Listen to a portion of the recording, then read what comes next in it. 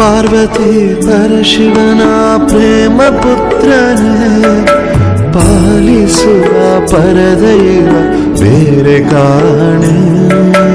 ಪಾರ್ವತಿ ಪರಶಿವನ ಪ್ರೇಮ ಪುತ್ರನೇ, ಪಾಲಿಸುವ ಪರದೈವ ಬೇರೆ ಕಾಣೆ. ಪಾಪದ ಪಂಕದಲ್ಲಿ ಪದುಮ ಎನಿಸು ಎನ್ನ, ಪಾದ ಸೇವೆ ಒಂದೇ ಧರ್ಮ ಸಾಧನ. ಪಾಪದ ಪಂಕದಲ್ಲಿ ಪದುಮ ಎನಿಸು ಎನ್ನ, ಪಾದ ಸೇವೆ ಒಂದೇ ಧರ್ಮ ಸಾಧನ.